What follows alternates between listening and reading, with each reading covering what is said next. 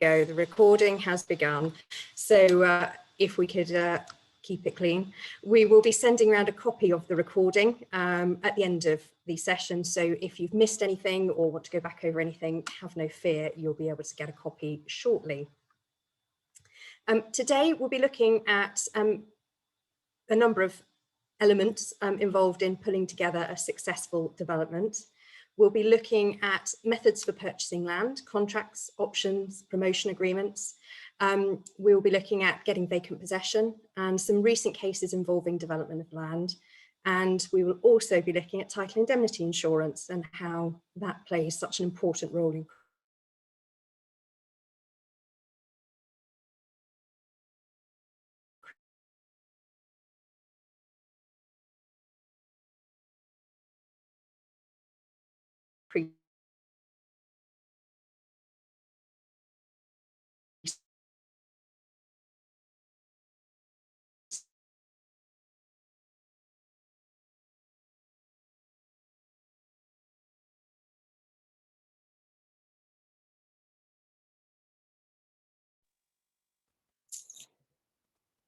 Is Rebecca frozen here?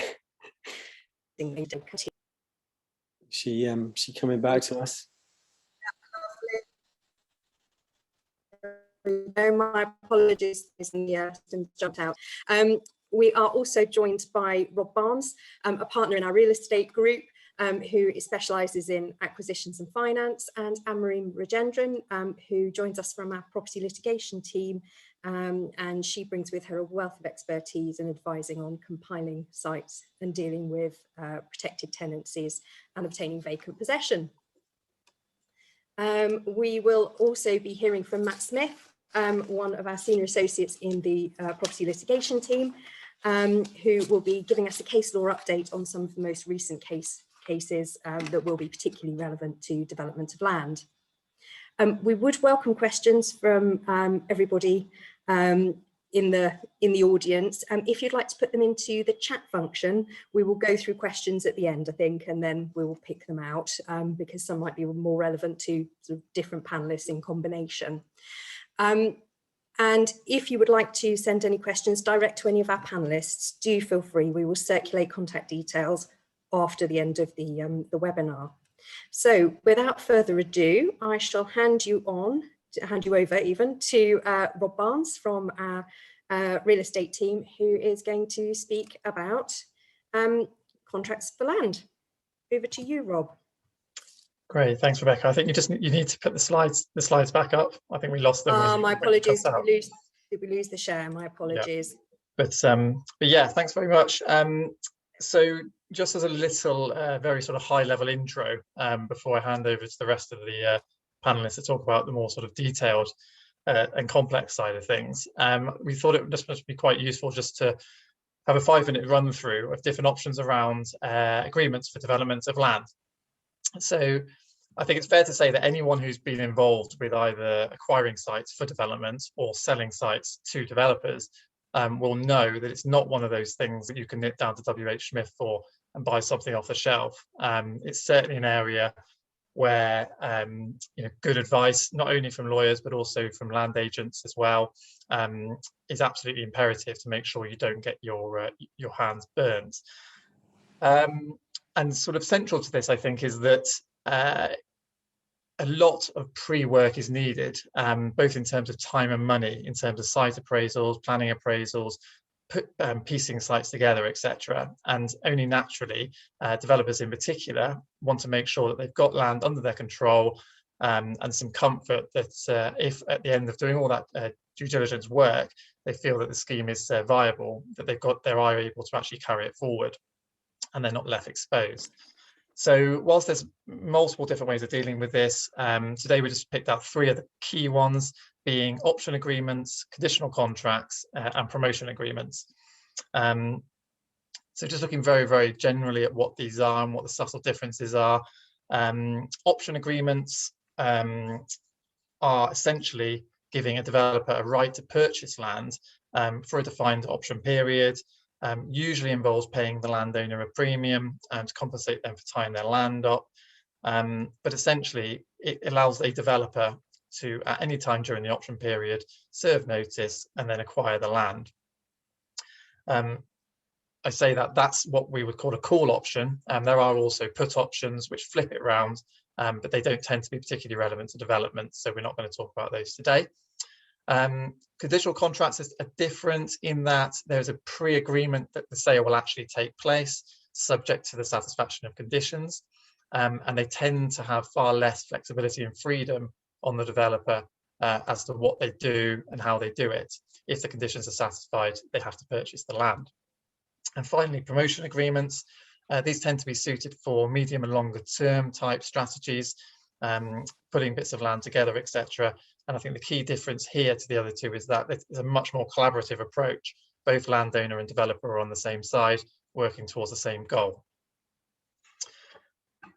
So in terms of which is best, it's an impossible question. It really depends on the circumstances, which takes us back to the good advice point that I made earlier. but just to sort of highlight maybe the differences between them, I thought it might be useful just to pick out 4 different factors which tend to be considered when deciding which option to use, being firstly price certainty, secondly duration, thirdly upfront payments obligations, and finally flexibility. So in terms of pricing certainties, options and conditional contracts are broadly similar in this sense, in that there's the option to either fix what the purchase price will be from the very beginning, or the price can be determined after the planning's been obtained and the true value of the site at that stage is known. And then obviously you can factor in the fact that the developer will have paid costs, etc. They'll want their profit element, etc., etc. So they can be as complicated as you like, but certainly having the option of a fixed price means that both parties have certainty from the very beginning. And as I say, they can be incorporated into both options and conditional contracts. I guess the biggest difference is that with conditional contracts, or if the price is fixed, the developer is potentially more exposed to changes in market conditions and being committed to buy a site that is no longer quite as profitable. Promotion agreements differ in the sense that, again, the parties are collaboratively working to maximise the land value.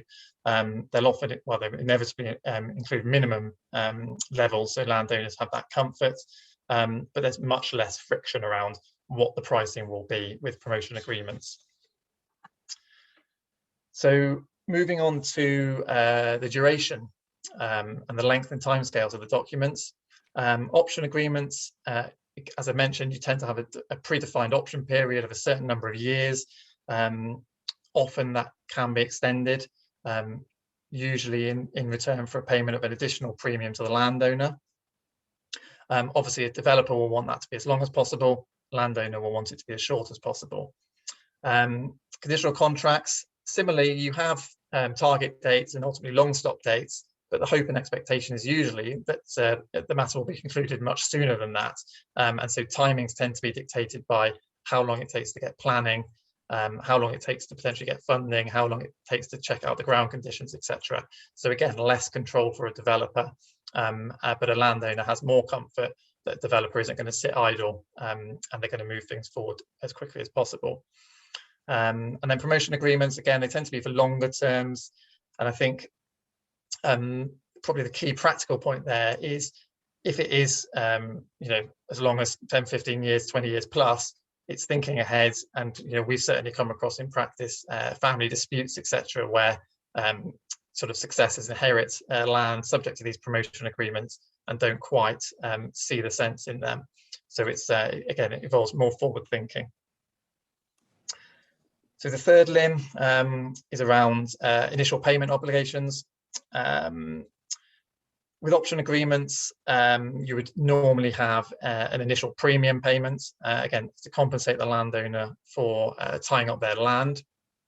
There's considerations around whether that is released to the landowner. It usually is, so they can use the money, and then whether it's offset against the deposit or deducted against the price being paid once the deal is confirmed as having been done. But the premium is usually or often less than a 10% standard deposit, so there is a cash flow advantage of this route for developers. With conditional contracts, it's perhaps more usual to have the conventional 10% deposit, or at least some form of deposit. That money tends to sit in the solicitor's account more often than not, and so there's not the immediate benefit to the landowner in having the cash, and also there's less of more of a cash flow issue for the developers. And then promotion agreements. Similarly, the landowner tends to be compensated with an initial promotion sum, which is theirs to use, and it can be substantial, especially if they're being asked to tie up their land for a lengthy period of time. So finally, flexibility around planning.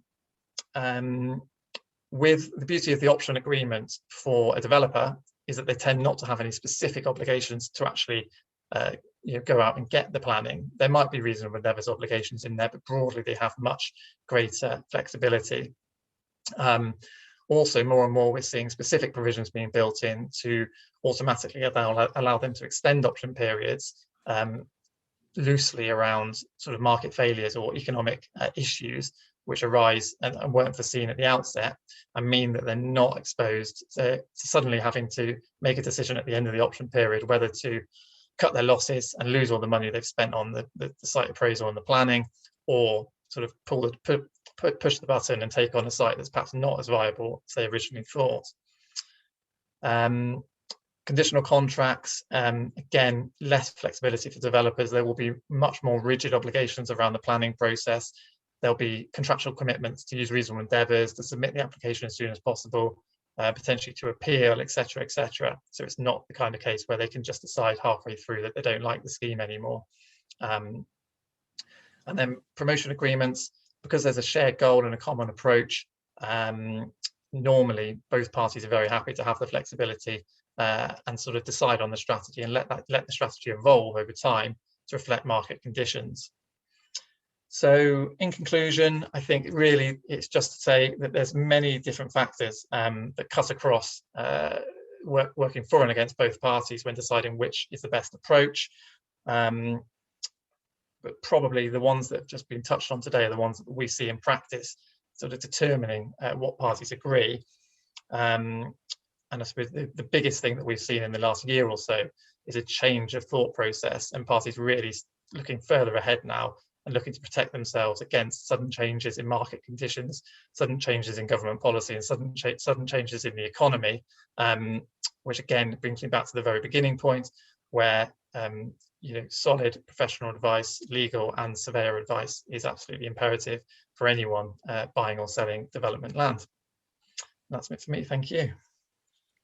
Thank you very much, Rob. That was super. I think we'll move straight on to Anne-Marie. So Anne-Marie's attention now is turning to that point where planning has started to come together a little more.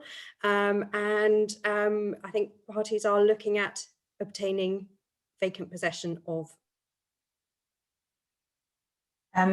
Thanks, Rebecca. Hi, everyone. Thanks for joining. I'm talking about basically clearing a site or getting it ready for redevelopment, focusing on a mixed-use building as an example. So the scenario we would be looking at here is, we move on to the next slide, is a, oh, I think Rebecca's gone again. Right, hopefully she'll be back with us, but I'll keep talking.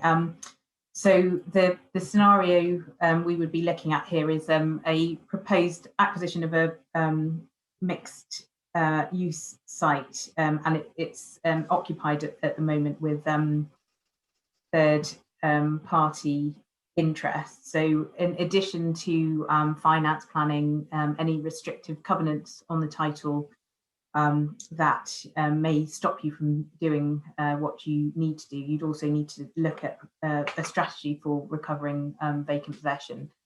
So the kind of questions are, can VP be obtained? How can any third party interest be terminated?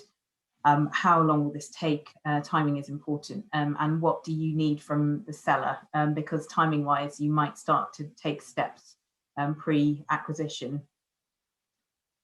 So moving on, so the first stage, due diligence stage, this is when you'll be asking the seller for documentation, further information, etc. The key kind of questions are what type of occupier are you looking at, commercial or residential or mixed use, such as a shop, say, with a flat above. Is there a documented agreement in place? What are the terms of this agreement? So the term length, what is paid and when's the end of the fixed term, and look out for any undocumented occupational permissions and work out on what basis these are. I'm thinking possibly, say, a license, or someone might be sharing space or using rooms for a couple of hours a week, etc. And that is something to be aware of, because you still need to bottom out what type of occupation and rights may have been acquired. So in terms of the process and timings, you need to work out what your method is for terminating a particular interest. So probably serving a notice, which we'll go on to. And then timings, you will want to be obtaining VP well before any development is proposed to commence. So you'll need to think about a lead time, any delays. If any of the occupiers react badly, things become a bit contested. So you really do need to factor in sufficient time and be planning well ahead, and probably wanting all the interest to be terminated around the same time if that's possible. So you need to look at when to start that process and who is serving any relevant notice. So is the seller starting that for you, and are you looking over their shoulder knowing that you'll be stepping into their shoes later on? And also to ensure the seller has done everything or does everything required in order to serve any relevant termination notice. As an example of that is with residential tenancies, which we'll go on to, certain steps need to be taken before you can serve your notice. And finally, the impact of COVID on these timings. In particular, county courts have a huge backlog of all sorts of cases at the moment. So if obviously you would be wishing to avoid litigation, but it's something to bear in mind that things aren't getting heard very quickly at the moment. So I'll look at just taking the examples of, so commercial and residential is the main kind of tenancies you'd probably be looking at. I'll just run through some factors for each. So with commercial, the main types of agreements you might find are tenancy at will, license or lease. A tenancy at will or license tends to be for a more short-term type of occupation. Perhaps an interim if you've let a tenant into occupation before a lease is being negotiated and entered into. So perhaps for a few weeks or a few months. Do be aware that they are meant to be short term. So if you see, if the seller provides you with, say, a tenancy at will or a license that was entered into, say, 18 months ago, you probably want to ask more questions about how that occupier is actually occupying, and whether possibly it's the agreement's morphed into something else. And then a lease is your most common type of occupation for a commercial occupier. So the factors you'd be looking at are expiry of the fixed term, because that's likely the earliest you can get anyone out. There may be an option for early termination, so look out for, say, a landlord's break, and check the dates on that. Is it a one-off break, a rolling break? Do you need the seller to serve for you by a specific date, and then make sure the seller is complying with any conditions attached to that break? I've mentioned early termination for breach, and that's likely forfeiture. I won't go into detail on that. I think it's difficult at the moment because there are particular restrictions as a result of COVID, but in addition, a tenant can apply for relief from forfeiture. So it doesn't really give a landlord certainty that they've actually recovered possession, but it's something to think about. Another early termination option is a surrender, so a negotiated surrender. Possibly if the landlord is trying to get the tenant out, they might be offering the tenant some sort of reverse premium or compensation to get them out. And then with leases, you have the two types. So lease is either going to be within the protection of the Landlord and Tenant Act 1954 or excluded from this protection.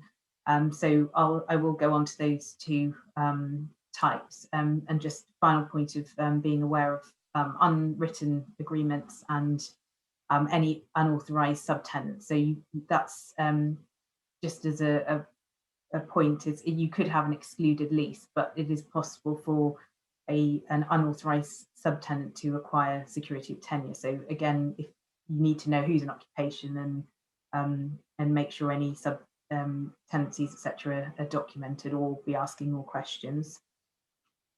And then going over to the next page. So with excluded leases, they would be easier to terminate. So if the seller forwards you any excluded leases, essentially there is no right to remain in occupation beyond the end of the contractual fixed term, which is called expiry by reflection of time.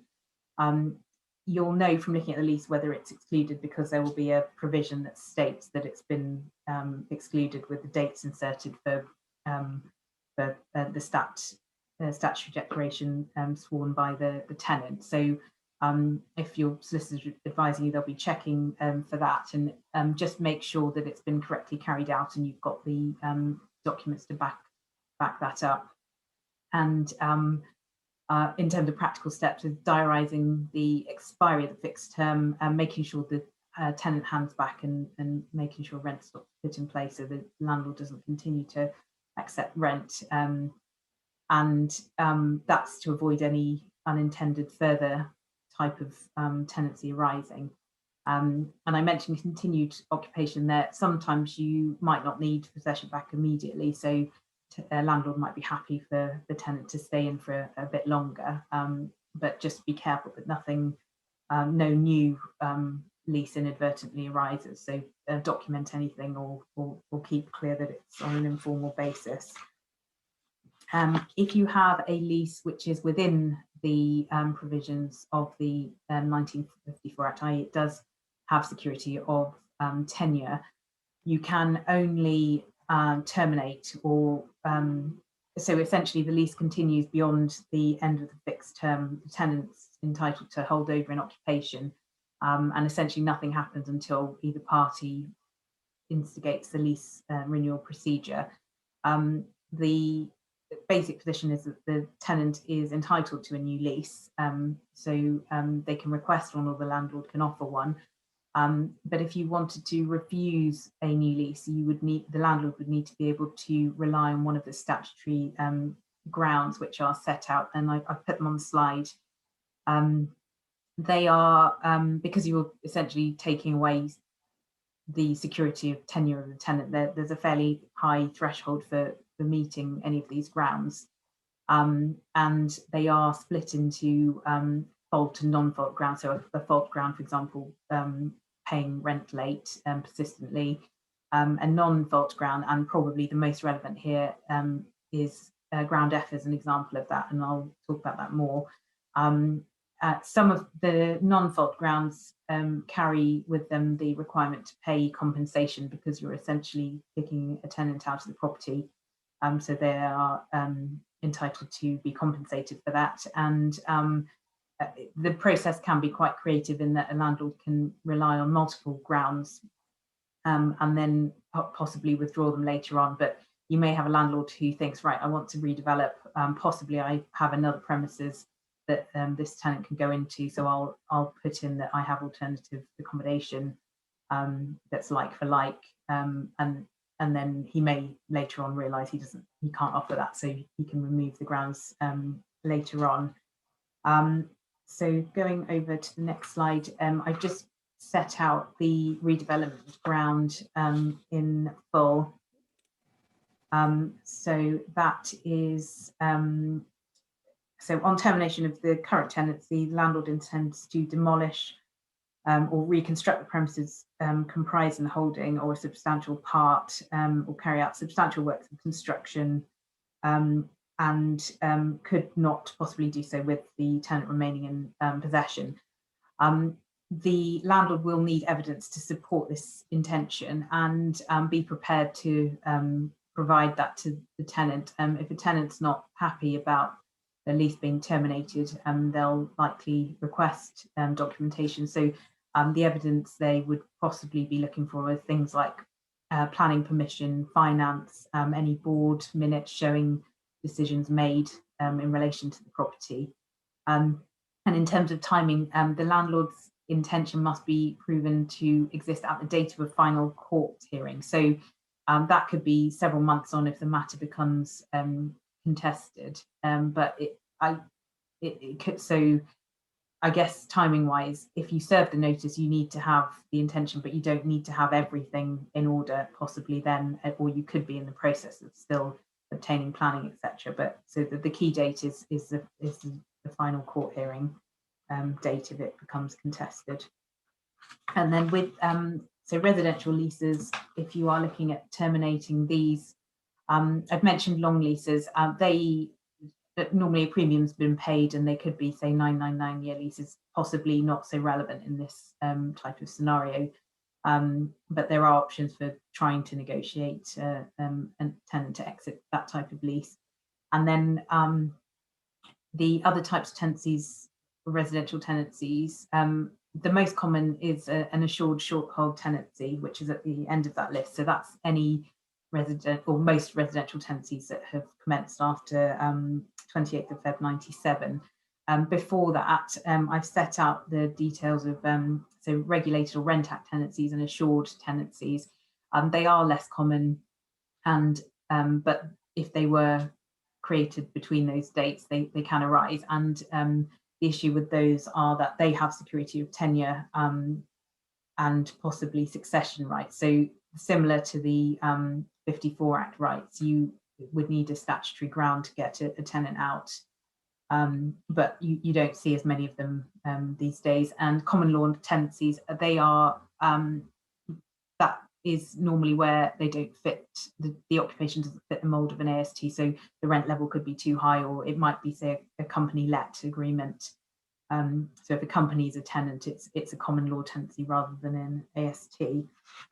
But you will likely be looking at ASTs in terms of termination. So just going over the page, I've just set out essentially with an AST, a notice must be served by the landlord to terminate. It doesn't automatically come to an end at the end of the fixed term. Section 8 procedure is possibly where there's a breach of the tenancy, such as non-payment of rent, where the landlord can look to serve notice and terminate early. The Section 21 procedure, no breach or ground is required. It's just the landlord serving notice to take the property back. That has become more complicated over the years. There are several requirements now a landlord must have complied with before a Section 21 notice can be served, such as providing the tenant with an EPC certificate, gas safety certificate, government how to rent guide, and all of these documents must be provided at the outset, or at least before a notice has been served, and a deposit needs to be protected as well. So when you serve whichever notice you can serve, at the end of it, if the tenant doesn't vacate, there are still more hoops to jump through because residential occupiers have what is known as protection from eviction. This legislation is offers them a lot of protection, and there are criminal sanctions for breaching it. So essentially, it means that a landlord can't kick a tenant out until they've obtained a possession order from the court if the tenant doesn't voluntarily agree to leave on the end of the notice. This process, the COVID has actually increased some of the relevant notice periods, etc. So things are taking a long time at the moment. So in terms of timings, you might think about a conditional exchange, or work out who's serving the notice. Perhaps have a long stop date for the seller getting rid of a residential tenant.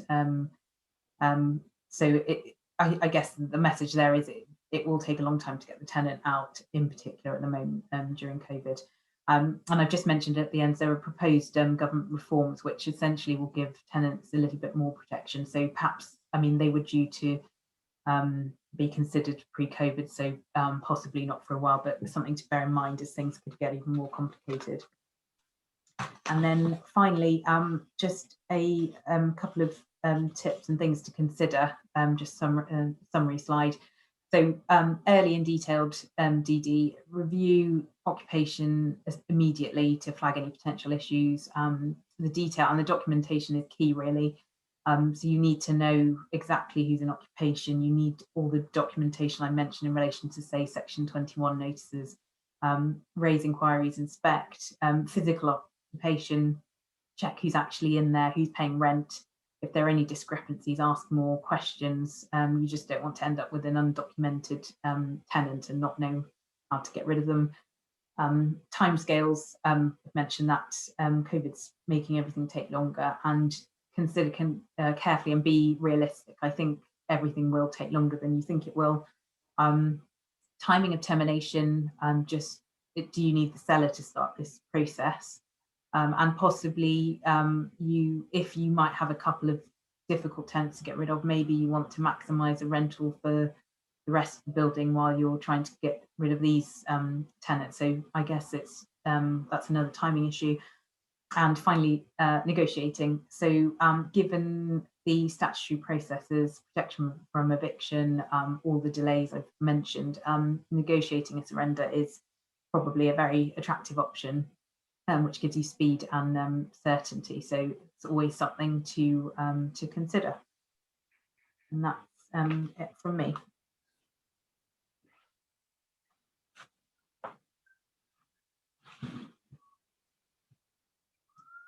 I think Rebecca may have frozen again. She coming back?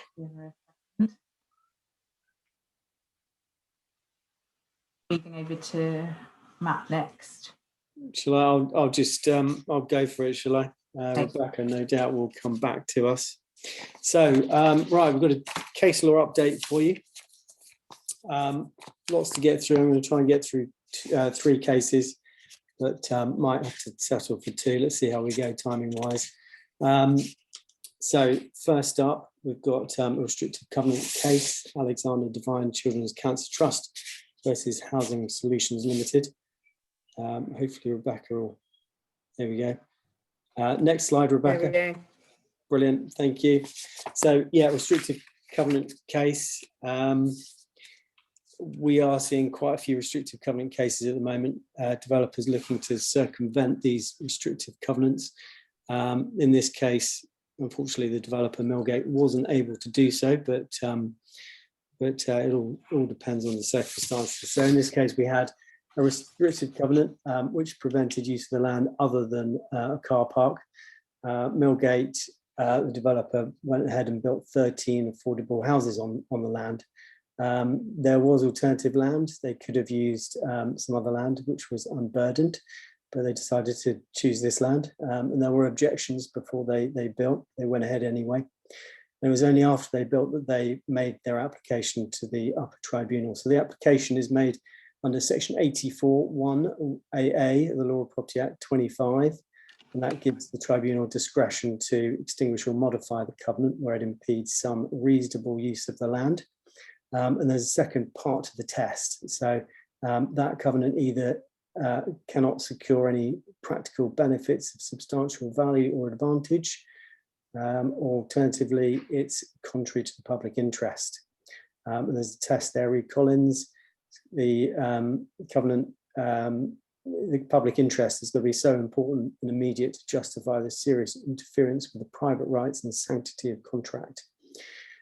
So moving on, the upper tribunal found that in this case, there were practical benefits of substantial advantage and value secured by the covenant to the beneficiary of the covenant, which was Alexander Devine Children's Cancer Trust, on the basis that there was privacy, seclusion, and noise that they benefited as a result of the covenant from. but they did allow modification under the public interest test. So they said it was in the public interest because of the pressing need for affordable housing. The buildings that were already been built, obviously, were likely to remain vacant or be pulled down. And that was ultimately a huge waste of resources. So they agreed to modify the covenant to allow the buildings to remain. Court of Appeal got hold of it and overturned that decision, as they often do. They said that public interest test was not satisfied. So they said the upper tribunal had attached too much weight to the planning permission process. And within it, it had its own assessment of the public interest. But they stressed that the tribunal must analyse this separately. And they said here, we've got a willful breach ignoring contractual and property rights, and that itself was contrary to the public interest. On the next slide, there's a quote whereby they effectively said the developer should proceed with a Section 84 application for modification or release. And if it doesn't do that, then it's likely to always be in breach of the public interest test. It will never satisfy that test. Moving on to the Supreme Court's decision. They agreed with the Court of Appeal that the covenant should not be modified under the public interest test, but for slightly different reasons. They said that a cynical breach that we had here would not always outweigh the public interest, but this should be taken into account. The cynical breach should be taken into account at that discretionary stage. And they said here that the upper tribunal had failed to consider the point that the developer could have put the affordable housing on alternative land, and also the fact that the public interest test was essentially only satisfied really when the properties were built, and there was a waste of resources with them being pulled down. So the developer was effectively rewarded by its cynical breach. Moving on, some practical perspective points really on this. So the Supreme Court's decision is more favourable for developers in that you don't always have to go that Section 84 route, but it will be a factor that will be taken into account. We are looking at the public interest ground here, which is difficult to prove. Really, what you've got to show is that the public there is a public need for housing to be provided in that specific area, and that somewhere else in the locality cannot reasonably provide it. So it is a limited ground. I mean, the courts are clearly reluctant to allow developers to benefit from these sorts of breaches. And whilst this is under the public interest test, it's to be seen whether it will be taken into account under the other grounds, such as the requirement to show practical benefits of substantial value or advantage. It might be that that's also a factor that's taken into account. I would have thought so, but in any event, there's a clear risk that a developer would be hit with an injunction if it proceeded with a cynical breach of restrictive covenant and might have to stop building or pull down what it's already built. What can it do instead? Well, it's got options of taking legal advice, and there might not be a cynical breach arising if that legal advice says the restrictive covenants aren't enforceable, or they might be advised to proceed without a Section 84 application, but with the benefit of insurance ideally. It's a fine line, and we've actually advised similarly recently a couple of cases to go ahead. Indemnity insurance, definitely ideal if you can get that. Negotiations, perfect if you can negotiate a release, otherwise you've got Section 84. Moving on to the next case then. So we've got Burnell Limited.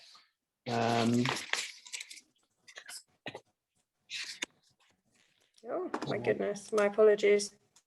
It's all right. So Burnell Limited versus Canal and River Trust.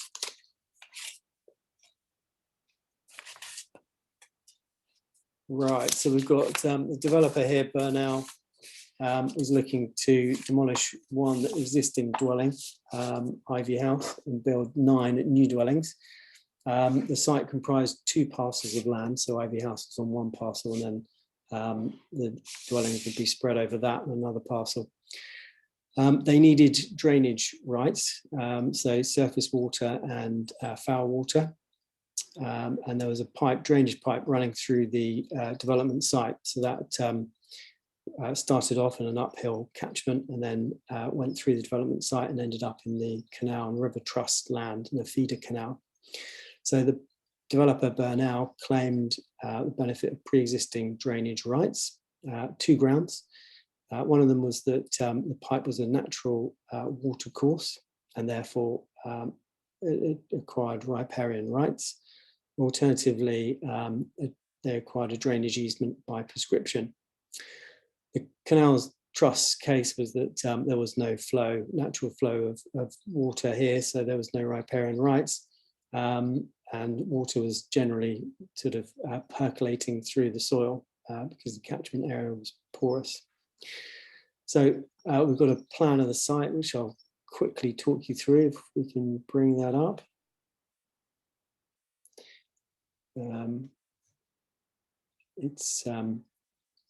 Well, we'll move on, but there is a plan of the site in the slides. Sorry about that. So riparian rights. Did riparian rights arise? So the court looked at the test, and the ingredients were essentially whether we had a watercourse. If we had a watercourse, we have riparian rights. What is a watercourse? Well, it's stream water flowing in a defined channel or between banks. It might occasionally run dry, but there should be a visible sign sort of marked on the earth. And if it's just a channel which literally just sort of fills with water occasionally and flooding, then it's not a watercourse. So in this case, evidence was put forward. We had Ordnance Survey maps and other surveys and plans, all these historic plans, but none of them showed this as a watercourse. There was no markings on these plans. So Burnell's case here failed. There was no evidence to support that this pipe was a culverted watercourse, unfortunately. Moving on, the court usefully went on to examine what the position would have been had these riparian rights been acquired. This is quite interesting. So they were looking at whether the drainage proposed would be allowed, and they found that it would only be allowed if the developer was undertaking reasonable drainage operations. So there's a quote there: every riparian proprietor is entitled to water of his stream in its natural flow without sensible diminution or increase, or without sensible alteration in its character or quality. So really what we're looking at is how the discharge into the watercourse would affect the downstream riparian owner, the recipient. So in this case, the River Trust. And the court found there was discharge already into the pipe from septic tanks uphill. Foul water that we were intending to discharge was treated, and the flow rate would be within permitted Environment Agency limits. So overall, the court found that we would be, or the developer would be, undertaking reasonable drainage operations. So it would have been allowed, but unfortunately, the riparian rights didn't arise to start with. But it's useful clarity. Moving on to the prescriptive easement then. So Burnell claimed that would have a prescriptive right. It would need to show evidence of long use, 20 years as of right, without forced secrecy or permission. But unfortunately, again, there was a severe lack of evidence. So the surface water evidence pointed to that percolating through the ground. There was possibly a bit of runoff where the development site neighboured the trust's land, but that wasn't through the pipe. In foul water, Ivy House was connected to a septic tank, but that septic tank didn't link to the pipe. So it was just sort of stopping there. So ultimately, the developer failed once again and acquired no prescriptive easement. However, the court went on to consider if there had been evidence of prescriptive easement, what would the position have been? So there's a couple of other issues that you've got to tackle. So there's a rule in Harris versus Flower. So this rule arose in a right-of-way case. So you're probably all familiar with it, but just to recap, where you have benefiting land, a right-of-way over the servient land to get to that benefiting land, you can't then go on to any further land. You're stuck there on the benefiting land. Any other parcels of land have to also have the benefit of that right-of-way over the servient land. So you can see how there are similarities here with the drainage, and the position would have been limited. So if Ivy House had prescriptive right to drain into the pipe, septic tank wise, only that parcel of land would have had the benefit of this prescriptive right, and the development site consisted of 2 parcels here. So the other wider field unlikely to have that the benefit of that right. Moving on, you've also got to consider intensification of use. So where you're changing prescriptive easement, the leading case is McAdams Homes versus Robinson. You've got to look to see whether there's a radical change in the character of the benefiting land and whether there's a substantial increase or alteration in the burden on that servient land. So here we've got to change from 1 dwelling to 9. The court found that that would have been a radical change. But then looking at whether there's a substantial increase on the servient land, they would have said, no, there is no intensification because the flow of surface and treated foul water was within the Environment Agency permit. So just some practical perspective points then. Watercourses giving rise to riparian rights are very useful. You get those automatically. They're listed: natural flow to fish, protect your own property and extract water for ordinary purposes. Anything else is done subject to the interference of other riparian owners. So really you've got to restrain that to reasonable drainage operations, looking at the flow and character of the discharge. If you're within your Environment Agency permit and there's no significant change in character, then you're likely to be within this. Just on the radical change point, that's probably about right. 1 to 9 houses does sound like it could well amount to radical change. There's a case there, 1 to 4 houses wasn't a radical change, Giles versus County Building Constructions. Moving on, I don't think I've got time, unfortunately, to run through the last case, but it is in the notes. I don't want to cut John off, but it's a right-of-way case that is in the notes. Fair enough. Thank you very much, Matt. Yeah, sadly, we won't be able to have a look at McGill and Stewart today, so that we can give John an opportunity to tell us all about title indemnity insurance and hopefully some other avenues for fixing some of these title defects that seem to have landed a number of developers in court. But thank you very much, Matt, particularly for Burnell, because I know it's prescriptive rights and drainage is becoming a major issue in the likes of SUDS as that all beds in. So thank you very much. So moving on, I will now hand over to John O'Connor from CLI, who is going to speak to us about legal indemnity insurance for development sites and has a presentation on that. So I will pass you through to John. Thank you, Rebecca. Good afternoon, everyone. Okay, so this is an introduction to Countrywide and legal indemnity insurance for development sites. So I'll give you a quick overview of Countrywide. First of all, for those of you who don't know us, we're the UK's #1 legal indemnity provider. We offer direct access to our underwriting team, the largest, most experienced in the market, and we deal directly with legal firms only. All our policies are insured by Liberty Mutual Insurance Europe, A-rated insurer. UK regulated, UK presence. Not all insurers have a UK presence. Not all are A rated. It's important because typically these policies run forever, unlimited policy terms. And we've got our own in-house claims team as well. So we deal with all the claims. Again, it's good because people dealing with the claims are the people who issued the policy. Okay, just move on to an overview of the types of inquiries.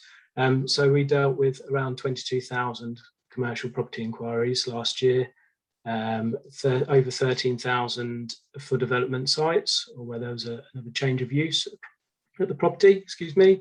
The most popular type of policy is restrictive covenant insurance, accounting for approximately 30% of all the inquiries, followed by enforcement of rights and search insurance, both at 13% as well.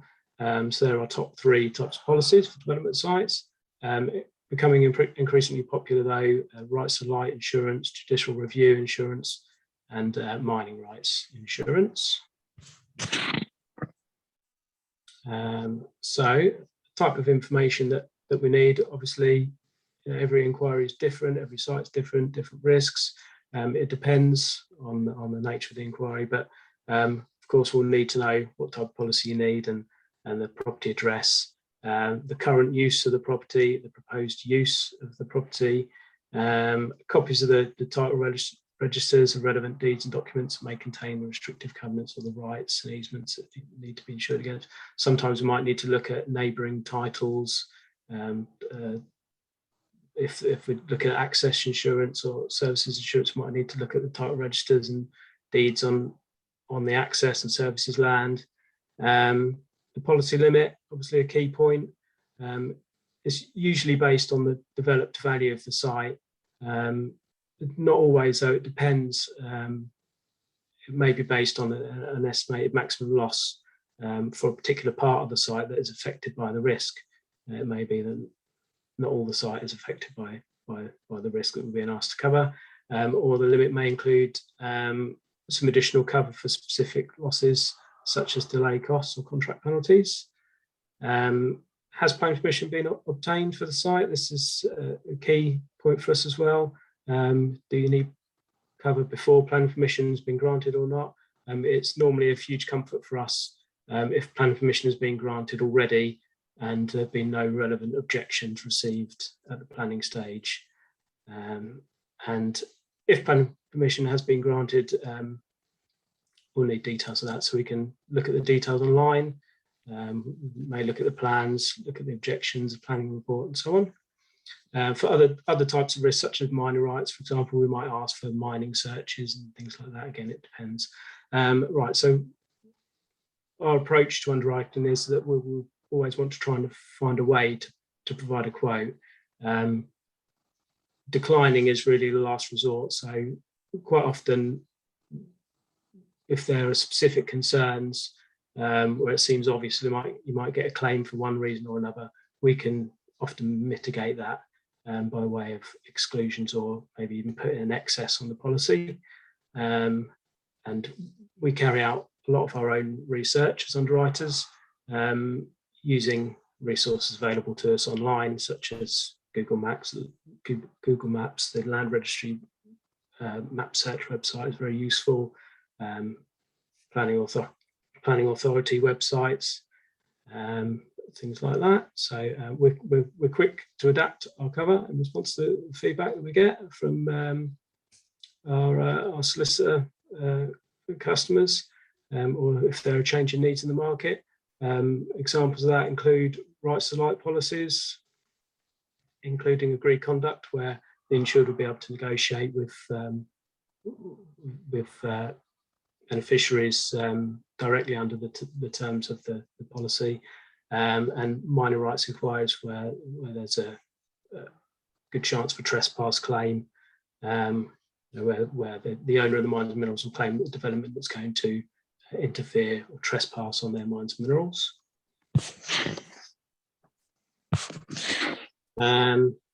As I said before, it's great when planning permission has been granted and there's been no relevant objections, but Pre-planning cover is available. We do it a lot, especially for restrictive covenants and mining rights and other outstanding rights inquiries. When we're considering this type of cover for restrictive covenants, we'll assess both the potential legal enforceability and the likelihood of a party trying to enforce the covenants and the increased land value if planning consent is granted, along with the estimated abortive costs. The underwriting is a bit more detailed. We may need to assess neighbouring properties, see whether they're likely to benefit from the covenants, whether they'll be materially affected by the breach. Known owner access inquiries are always trickier. It's just a high risk for claim, particularly if there's going to be works to the access, which may alert or upset the owner, or other users may somehow notify the true owner of the access and cause a claim. So we'll consider whether works required to the access or if service is going to be stored under third-party land, and if the land in question is registered and to whom, if the owner is still around, if they objected at the planning stage, and so on. Okay, so types of losses that the policy would cover. Typically, this is quite standard across the market.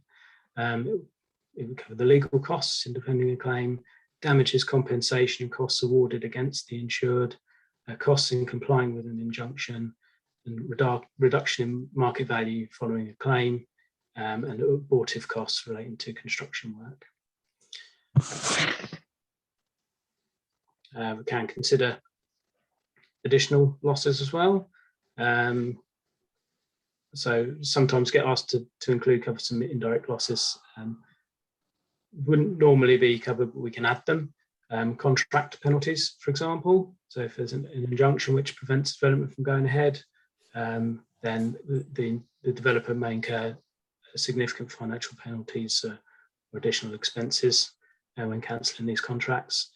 Service provider extension is common, particularly with gas and electricity firms who are going to be installing services in the site, and our policy will provide them specifically cover for dismantling and relocating these installations in the event of a claim.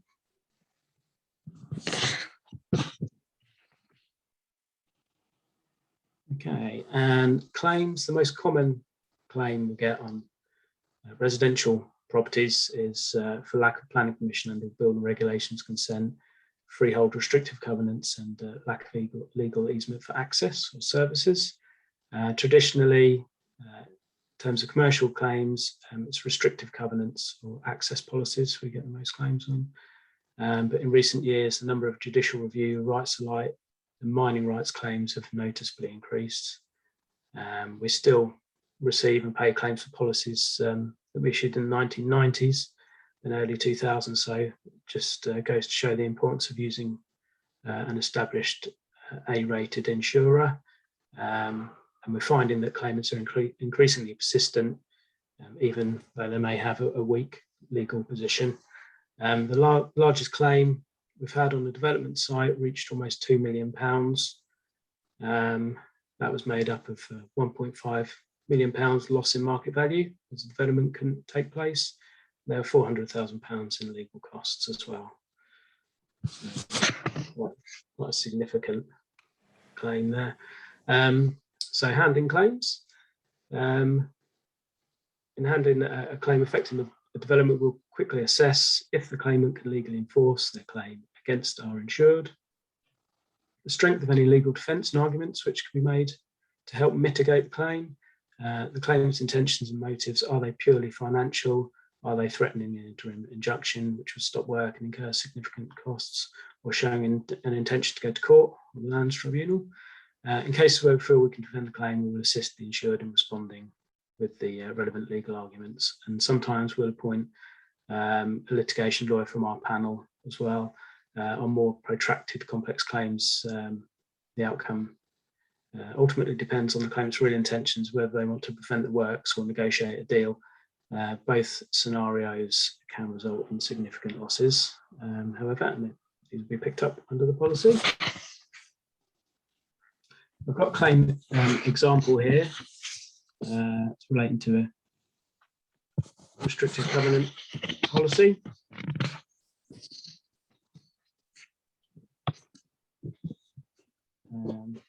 So here we are. So in 2014, we were approached to cover development site, which was going to breach a restrictive covenant. So there were 2 dwellings at the site. They were going to be demolished and replaced with 5 new houses. Each of the existing houses were registered under separate titles, both affected by a restrictive covenant imposed in 1954 conveyance by the local church, which restricted development of the land as a building estate. So we were asked to provide cover pre-planning.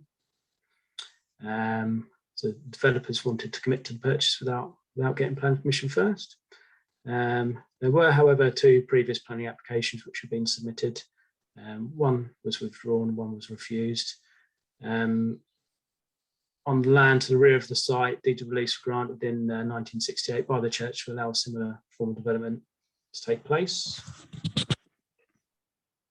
So in considering whether to provide cover or not, there were some factors of for and against. So there have been 2 previous planning applications that had gone through the consultation stage, and while there were objections received, none referred to the covenants. The site was overgrown. The development arguably improved the street appearance, increased light to the immediately adjoining properties, and potentially enhanced the value of the area. The proposed dwellings were in keeping with the neighbouring properties, and there's been no objection from the church. Against the previous deed release indicated that the church were active in enforcing the covenants, albeit it was many years ago. And there was a clause in the 1954 conveyance which annexed the benefit of the covenants to the adjoining neighbouring land in every part thereof. But ultimately, we accepted the risk. The policy was issued in April 2014. And the premium was paid there, £24,000 to cover the fully developed value of the site, which was £8 million. So 3 weeks before the demolition works were due to begin, solicitor representing himself and 2 neighbours claimed the benefit of the covenants. We advised the developer to hold fire, as we were concerned the covenants might be enforceable. Advice from council was not to knock down the original houses, so pressure was on to settle the matter as quickly as possible. We offered an out-of-court settlement. The claimants responded with a request for £100,000 to release the covenants. That was negotiated down to £35,000, and this outcome meant the insured was able to continue with their development within 8 weeks. However, there's a twist in the tale here, because over a year later, May 2016, the insured received correspondence from the church seeking between £5,000 and £10,000 per property per house for a release of the covenants. We knew we were in a poor position to defend the claim, so we sought a quick settlement. Eventually, in October that same year, the church agreed on a figure of £25,000 in total.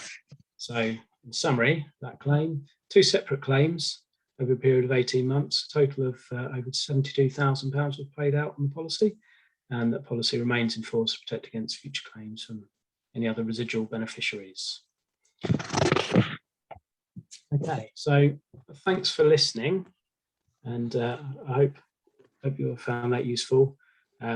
Thanks to Thrings for inviting me to speak. It's been a pleasure to be involved. So thanks very much.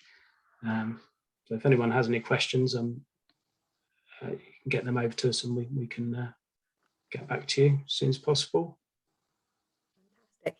Thank you very much, John. That was really informative. It's useful to know what happens when we send all our proposals over to you, and why various questions are asked. And I know for developers in particular, it's so useful to understand sort of why insurance is dealt with slightly differently pre-planning and post-planning, yeah, the key importance of planning and the planning status of the property when we're dealing with the restrictive covenant, which is an interesting contrapoint to Matt, your point in relation to your first case, where the courts said that the planning wasn't quite so important in deciding whether the breach was cynical or not. But there we go. So it's interesting the sort of different commercial approach and the judicial approach. Well, we've got a couple of questions, but I'm very conscious that we have overrun very slightly. So I think we'll just do 2 questions, I think just very quickly, which I think they're swift questions. Anne-Marie, one quick question that we've had from the floor, which is, what do I need to look out for when I'm dealing with possible leasehold enfranchisement? So presumably residential properties or mixed use properties. What are the key things to... So if it's a long leasehold property or lease, it's probably unlikely that you would easily get recover possession. So it might not be a viable building to be looking at. But essentially, if it's a long leasehold and it meets all the criteria, the leaseholder would have the right to apply for a lease extension, which is to extend the term of the lease for another 90 years. So I guess if there is a long leasehold, that's probably a sign that it's a difficult site to recover possession of. I'm not sure if I've answered that, but I'm happy for whoever it is to perhaps email me afterwards, or happy to run through. But I think essentially the answer is it's very difficult to recover possession in relation to a long lease. So and there's value there, and a premium has been paid, so it's not something that will be easy to terminate. Thank you very much for that. And John, a quick one for you. Do any of your developer-specific policies offer cover for financial losses that can be incurred if development has to be delayed, suspended, or otherwise stopped? Yes, absolutely. I did touch upon that in the one of the slides, but losses such as contract penalties, delay costs, the common types of extensions that we get asked to put on the policies for developers. Also, commercial policies for commercial sites generally. It's common to get asked to cover like business interruption costs and rent losses and things which aren't normally covered. But yeah, we can consider adding additional costs, losses to the policies, depending on what they are. We have to make sure they're not too remote from the risks that we've been asked to cover. But yeah, we do get a lot of requests. We can consider them. Fantastic. Well, thank you very much.